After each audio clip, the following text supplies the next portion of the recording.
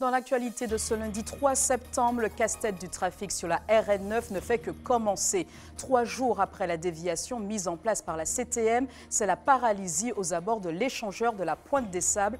Autre inquiétude, la fissure constatée sur la chaussée ne cesse de s'agrandir. Un jour avant les élèves, aujourd'hui, c'est la rentrée des professeurs. Dans les coulisses du lycée de Bellevue, nous avons suivi 2 enseignantes de langue étrangère, l'une est danoise, l'autre espagnole. Cap Nord met à contribution ses chantiers d'insertion pour le ramassage des algues sargasses. Ce matin, une trentaine de petites mains étaient mobilisées pour la collecte sur la plage de Lens-Bellune. Ces brigades vertes seront disponibles en fonction des échouages. Voilà pour les titres de ce journal que vous pouvez suivre en direct sur la page Facebook d'ATV. Madame, Monsieur, bonsoir. Le pire semble à venir, gare aux embouteillages avec la fermeture partielle de la RN9.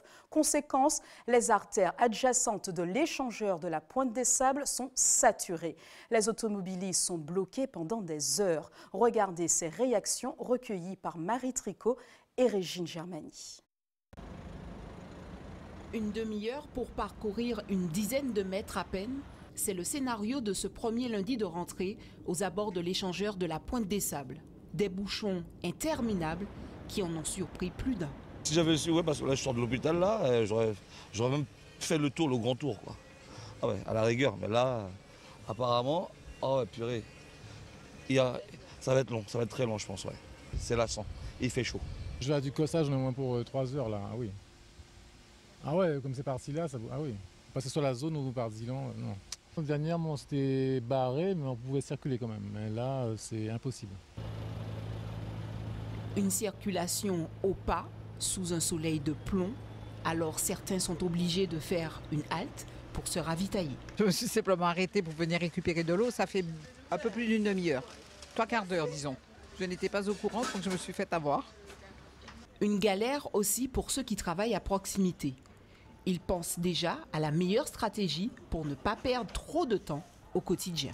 On n'a pas le choix en fait, on n'a pas le choix, donc on est obligé de faire avec et prendre le mal en patience. Donc demain, je vais sûrement me garer de l'autre côté en fait, du pont et venir à pied au boulot pour pouvoir retourner chez moi tranquillement, hein, système D. Système D pour ceux qui n'ont pas d'autre solution. Mais le mieux reste d'éviter cet itinéraire jusqu'à nouvel ordre. Autre inquiétude, la fissure sur la chaussée s'agrandit. Les causes n'ont toujours pas été identifiées. Les experts poursuivent sans relâche leurs investigations pour tenter de comprendre le phénomène. Un glissement de terrain qui pourrait être bien plus inquiétant que prévu. Regardez ce reportage de Marie Tricot et Régine Germani. 4 cm en 24 heures. La RN9 s'éventre à vue d'œil et la situation pourrait s'aggraver. On est au début du glissement, hein. On n'a pas atteint son paroxysme. Il continue à bouger. Aujourd'hui, les mouvements ils sont accélérés. Ils étaient de l'ordre de 1 cm en début de semaine dernière par jour. On est passé à 3 cm par jour et on est à 4 cm par jour entre hier et aujourd'hui. Depuis vendredi, les équipes géotechniques travaillent sans relâche pour tenter de déterminer les causes de la faille. La découverte en souterrain de quantités importantes d'eau inquiète ces spécialistes. Le talus aval, il fait une vingtaine de mètres de haut. En bas de ce talus aval, on a fait des forages subhorizontaux de 20 à 30 mètres. Et à partir de 20 mètres, on a des débits d'eau très importants. L'origine de l'eau n'est pas encore identifiée. On va la faire analyser et ça nous donnera de l'alimentaire. Ça va pouvoir contribuer à comprendre le phénomène. Il y a de l'eau alors qu'il ne pleut pas. Il faut qu'on arrive à comprendre d'où vient cette eau. Colmater la brèche ne sert à rien tant que l'origine du sinistre n'est pas identifiée. Les experts redoutent un phénomène d'ampleur. On pressent qu'il pourrait représenter une vingtaine de mètres de hauteur de sol en mouvement. Donc ça en fait des glissements aussi importants que Mont-Calebasse ou le glissement de Font-Saint-Denis sur la RD1. Est-ce qu'on peut avoir une chute brutale? Pour le moment, c'est une hypothèse, c'est une possibilité. C'est pour ça qu'il y a eu des décisions de fermer à la circulation. C'est pour ça qu'on a une surveillance quotidienne, enfin 3 mesures par jour, pour permettre aux entreprises de reconnaissance de sol d'être en sécurité. Et effectivement, si on a une accélération brutale, on va évacuer la zone. Les travaux d'investigation devraient durer encore au moins 10 jours. Et d'ici là, d'autres portions de la route pourraient être fermées à la circulation. Et maintenant, le chiffre du jour, 5474. C'est le nombre d'enseignants titulaires dans l'Académie Martinique, dont 2500 professeurs des écoles et 2900 professeurs de lycée et de collège. Des enseignants pour qui la plupart ont repris le chemin de leur rétablissement ce matin. Au lycée de Bellevue, ils étaient 160 professeurs à effectuer leur rentrée. Parmi eux, 2 enseignantes en langue étrangère. Portrait croisé avec Régine Germani et Marie Tricot. SPVS, Madame Marron, les arts, Madame Titina. Entre leurs mains, un précieux document, le nouvel emploi du temps. 2 mois de travail ont été nécessaires pour répartir les heures des 160 enseignants du lycée qui accueilleront leurs élèves dès demain. Une dizaine d'entre eux se partageront entre 2 établissements tout au long de l'année. Argout Sané, professeure d'espagnol, est rompue à l'exercice. Elle est rattachée au lycée Schellcher. Pas de problème particulier puisque l'établissement a été rapatrié à côté du lycée Bellevue. Il n'y a pas de grands changements, sauf que bientôt il y aura une réforme du baccalauréat et on commence à y penser pour s'adapter au mieux à partir de l'année prochaine en première. Mais ça va arriver et nous-mêmes, on est en train de prendre connaissance de cette nouvelle réforme. En 2021, les bacheliers bûcheront sur une épreuve nouvelle génération. Les élèves qui rentrent en seconde cette année seront les premiers concernés par une réforme sur laquelle l'équipe pédagogique plonge déjà. Les principaux changements, si vous voulez, de façon très générale, concerneront les choix que les élèves auront à l'issue de la seconde, puisque désormais ils vont choisir des groupes de disciplines qui leur seront proposés en fonction de leurs besoins. Marina, elle, professeure d'éco-gestion, fait ses adieux après 3 années d'enseignement au sein du lycée. Originaire de Copenhague, la jeune femme s'est tenue devant ses premières classes ici, en Martinique. Elle laisse le tableau noir avec nostalgie, même s'il a fallu s'adapter au système éducatif français. Le système français, comme aussi le monde de l'entreprise, est très hiérarchisé et au Danemark, on est plutôt sur un management qui est horizontal. Donc, on va tutoyer les professeurs, on va utiliser le prénom, et il n'y aura pas la même distance entre professeurs et étudiants. Donc ça, il a fallu que je m'habitue à ce qu'on appelle madame et qu'on me vous voit. Demain, 1850 élèves de la seconde au BTS intégreront leur classe ici, au lycée Bellevue. Bonne année scolaire, godt skoleår, bonne l'année. Rentrée perturbée en revanche au lycée agricole de Croix-Rivaille. Le collectif de soutien à Philippe Aurore a bloqué les accès ce matin de l'établissement. Il conteste la mutation de l'ancien proviseur dans le Calvados, alors qu'en juin dernier, une décision de justice actait sa réintégration en Martinique. Les membres du collectif soutenus par la Sopamar et le mouvement Moon entendent monter au créneau dans les jours qui viennent. La direction, elle, estime que l'établissement est entre de bonnes mains. Réaction recueillie par Loïc Régis. Ça fait 4 décisions de justice qui sont favorables à M. Philippe Aurore pour qu'il soit maintenu à son poste. Mais au-delà de ça, les élus à l'unanimité l'année dernière ont voté une motion pour son maintien. Toutes les organisations de parents d'élèves, tous les syndicats, même le syndicat qui soutenait Mme Girardet a retourné sa veste et a fait un pamphlet de recto verso dénonçant son incompétence. Donc aujourd'hui, cette dame est isolée et nous demandons simplement qu'un Martiniquais soit à la tête de l'enseignement agricole martiniquais. Nous pensons que dans la Corse et en Bretagne, chaque fois ce sont des Bretons pour la Bretagne, des Corses pour la Corse et des gens de Limoges pour le Limousin. Donc il faut arrêter ça. Il faut que ce soit un domaine endogène, c'est-à-dire qu'il faut vraiment que ça vienne de chez nous, que la personne parle notre langue, connaisse notre culture, connaissent les élèves, connaissent le personnel enseignant. C'est vraiment un domaine dans le secteur primaire, comme on dit en économie, et c'est important que ce soit un Martiniquais qui soit à la tête de l'enseignement agricole martiniquais. Moi, je suis nommée par le ministère de l'Agriculture. Je fais mon boulot. Point barre. C'est l'engagement des équipes enseignantes qui permet que ça réussisse. C'est pas le directeur, c'est l'engagement des gens. Quand les gens ils ont envie que les enfants qui sont ici réussissent, ça marche. 100% de réussite en bac S. Je vous promets que ce n'est pas tous les lycées qui ont fait ça. Une quarantaine de collèges et une vingtaine de lycées sous la responsabilité de la collectivité territoriale de Martinique. Depuis plusieurs semaines, la conseillère exécutive en charge de l'éducation des collèges et des lycées a entamé un véritable marathon pour faire l'état des lieux des établissements et des différents chantiers en rénovation en cours. Sylvia Saïs-Soutane, bonsoir. Bonsoir. Bonsoir. À la veille d'une rentrée, les parents sont stressés, les élèves sont stressés. Est-ce que vous, élus, vous êtes aussi stressés, notamment par rapport à vos responsabilités? Alors le stress, il peut s'agir d'un bon stress, mais en fait, le fait d'avoir anticipé cette rentrée scolaire me permet d'aborder la rentrée de manière un peu plus sereine. D'accord. L'actuelle cité scolaire Joseph Lagrosillère est un gros chantier. 700 élèves devaient y faire leur entrée. Les travaux ont pris beaucoup de retard. Où en sommes-nous? Alors, nous avions fait un comité de pilotage et donc la communauté scolaire de Sainte-Marie est complètement au courant de tout ce qui se passe. Donc, ils savaient déjà qu'à la rentrée, ils ne rentreraient pas dans cette cité provisoire qui est au site de Charpentier. Et donc, ils vont recommencer leur entrée dans leurs établissements en sachant que nous avons demandé aux techniciens de la CTM de conforter l'espace dans lequel ils sont actuellement pour qu'il n'y ait pas de dégâts, puisque nous avons quand même un lieu qui nécessite un déménagement. Et donc, on espère une livraison du chantier. Alors, les retards sont dus souvent aux problèmes des entreprises, aux problèmes de respect du timing. Mais bon, ça n'a pas pu se faire. Mais bon, je pense qu'on arrivera quand même à s'en sortir. Et j'espère une rentrée en janvier ou en tout cas après le carnaval. Alors, autre gros chantier, le lycée Schellcher. On parle d'une rentrée éventuelle en septembre 2020.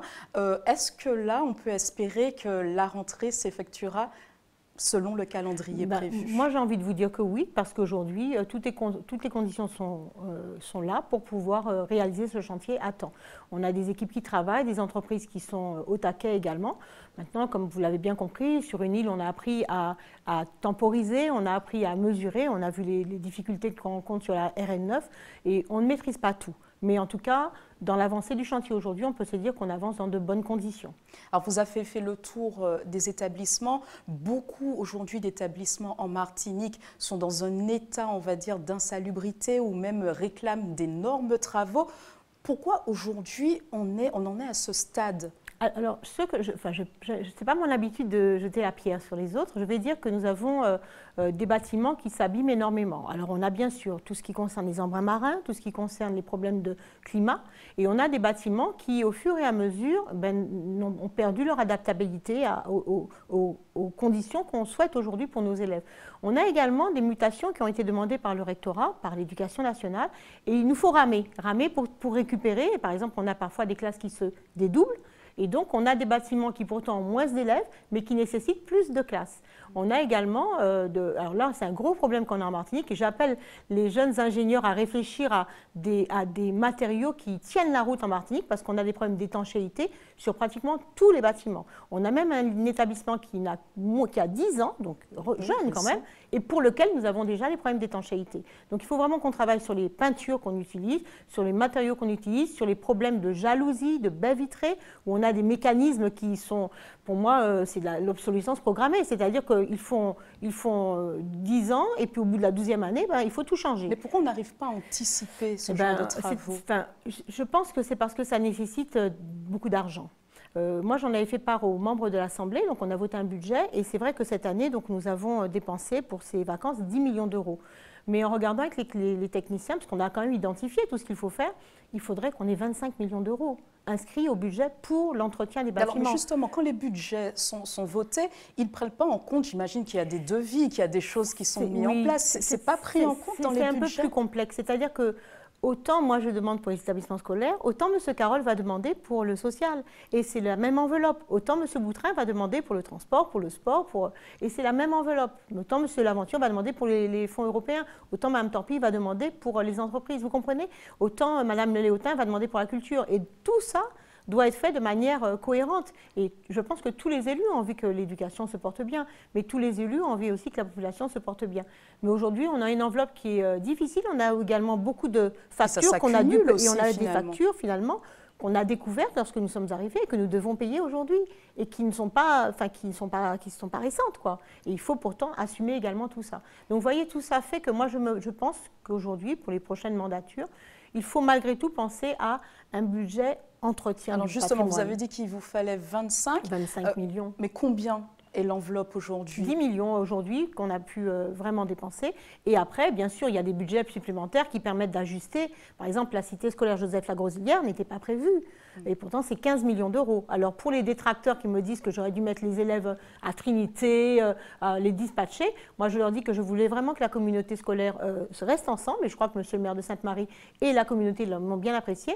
Et il faut entendre dans les 15 millions que nous n'avons qu'1,5 million qui est pris au niveau de la CTM. Le reste, ce sont des fonds Barnier, donc de l'État, et des fonds FEDER de l'Europe. Vous voyez, donc c'est quand même une enveloppe quand même qui est bien utilisée.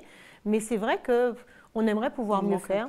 Et donc, on est obligé à chaque fois de travailler un petit peu dans l'urgence. Et c'est parfois un peu difficile pour moi, élu. Avant de finir notre entretien, j'ai envie de vous demander, en tant qu'ancienne directrice, quel conseil peut-on donner aujourd'hui directrices d'école, pardon, quel conseil peut-on donner aujourd'hui aux élèves qui vont retourner à l'école, mais aussi aux parents? Oui. Alors moi, ce que j'ai envie de dire, c'est qu'il faut vraiment essayer de donner aux enseignants et aux enseignantes toute la latitude. Souvent, on a des problématiques qu'on rencontre dans les établissements qu'on ne rencontrait pas avant, où on a un manque de confiance parfois de l'équipe des parents et qui viennent parfois un peu revendiquer avec des enfants qui sont spectateurs et qui se disent si papa peut revendiquer, moi aussi je peux revendiquer. Donc je demande qu'on donne vraiment la pleine mesure à l'enseignement, qu'on leur donne la latitude de travailler, la confiance. Et puis aux enfants, je leur demande de beaucoup être respectueux et respectueuses et surtout d'être curieux et curieuses. C'est vraiment essentiel parce qu'on se rend compte qu'en grandissant, c'est paradoxal, on peut toujours ils sont apprendre. ouverts à plein de choses et finalement... C'est ça. Et par contre, curieux et curieuse, c'est à nous, enseignants, je me mets toujours en tant qu'enseignante, c'est un peu à nous aussi de cultiver ça, de faire en sorte que nos enfants aient envie de comprendre ce qui se passe sur cette terre, sur ce monde et de construire aussi et d'être force de proposition et de travailler par projet. Je crois que le projet, c'est ce qui, à mon avis, sous-tend une action pédagogique réussie. Merci beaucoup d'avoir répondu à nos questions. Vous. De nouvelles petites mains en action pour ramasser les sargasses. Ce matin, une trentaine de travailleurs en insertion à Cap-Nord ont été déployés sur la plage de Lens-Bellune à Trinité. Des brigades vertes qui seront mobilisables en fonction des échouages. Loïc Régis était sur place. Regardez. Premier ramassage de sargasses pour ces 30 agents d'entretien des plages. Une tâche que la plupart découvrent aujourd'hui. C'est un peu difficile. On sait que les sargasses vont toujours revenir. Mais après, c'est pas tout dur. C'est la volonté. Comme on est en équipe aussi, donc on est organisé plus ou moins. Donc voilà, donc c'est pas tout dur.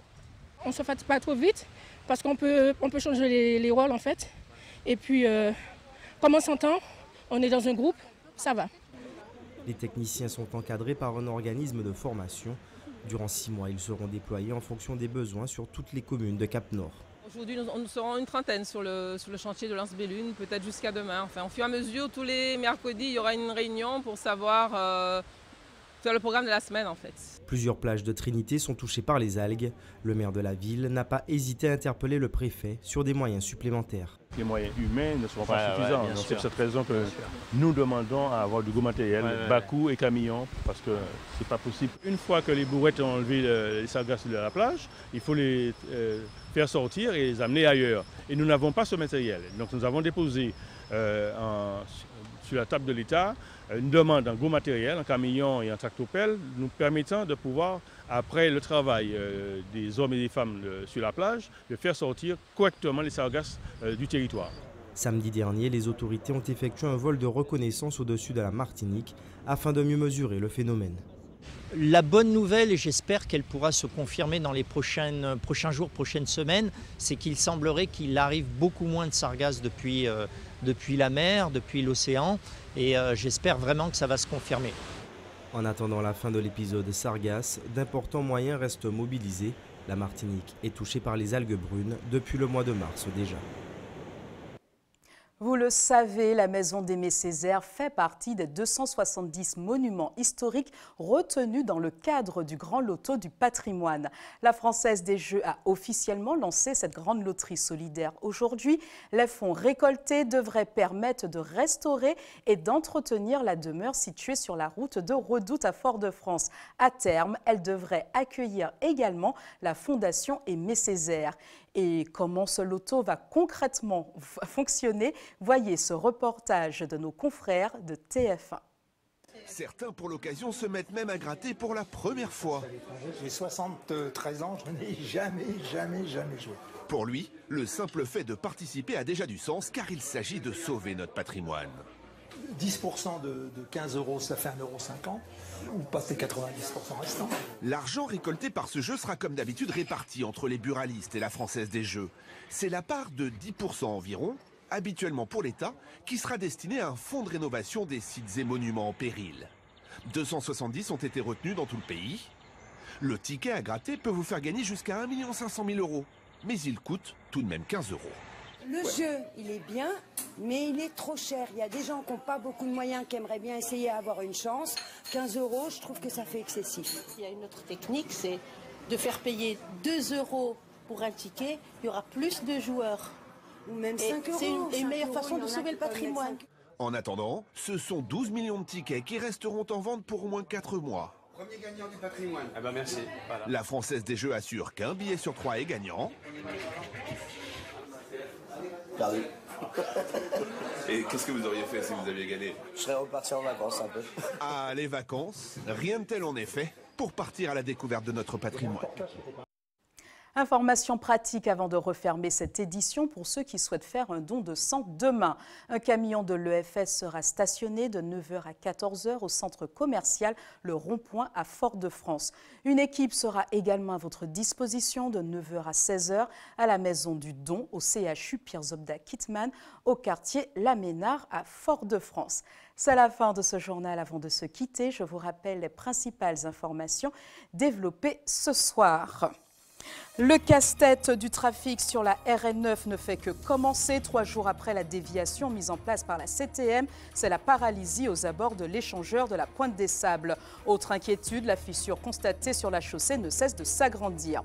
Un jour avant les élèves, aujourd'hui, c'était la rentrée des professeurs. Dans les coulisses du lycée Bellevue, nous avons suivi 2 enseignantes de langue étrangère, l'une est danoise, l'autre espagnole. Cap Nord met à contribution ses chantiers d'insertion pour le ramassage des algues sargasses. Ce matin, une trentaine de petites mains étaient mobilisées pour la collecte sur la plage de Lens-Bellune à Trinité. Ces brigades vertes seront disponibles en fonction des échouages. Restez avec nous tout de suite après ce journal. Retrouvez nos confrères de BFM Télé pour un point complet de l'actualité nationale et internationale. Suivi à 20 h de votre magazine de société Zone Interdite présenté par Ophélie Menuet. Passez une bonne soirée en notre compagnie.